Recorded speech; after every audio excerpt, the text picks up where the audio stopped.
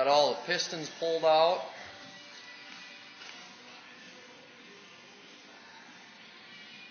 All of them pulled out.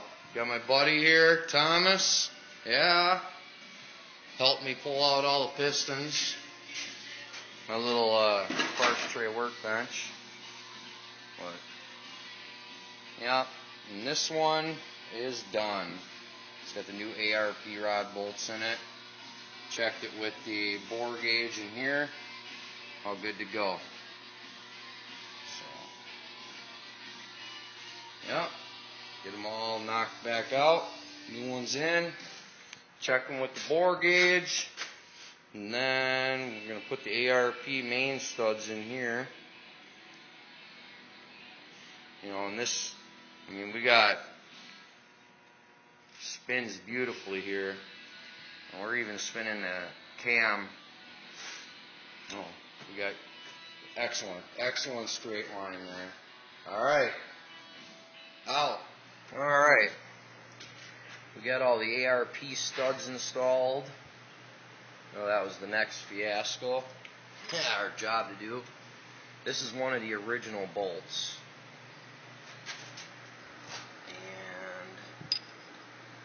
Yeah, I figured didn't do a video on installing them because it's pretty straightforward. I mean, you pull the bolts, you thread them in with a 3/16 Allen wrench or bit. If you want to put Loctite on the very end and have a hard time getting them back out ever, go for it. You got the little washer under here and the nut. You put some assembly lube on there. Torque them down to, what was it, 115 foot-pounds in 3 stages. But I did some checking, and the stud actually goes 3 threads deeper into the engine block than the original bolt would. So, and they all torqued perfectly. So, all of them are in. Still spins beautifully. Nice and smooth. No binding. So, next project we're on to is these ARP rod bolts.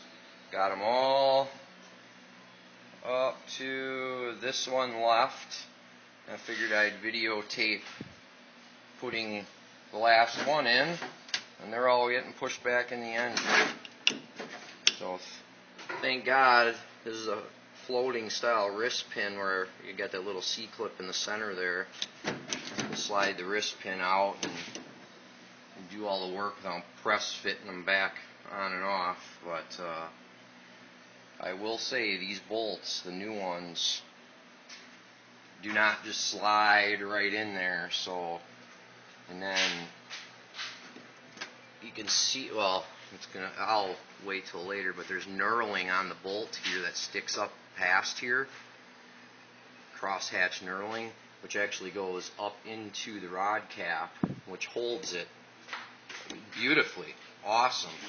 Nice and strong, but you go to try to get that rod cap back off, it ain't just like it wiggle and slide it right off like you would with normal stock rod bolts. So they definitely are. And all of these with the bore gauge, slide caliper, everything's been, you know, it's perfect.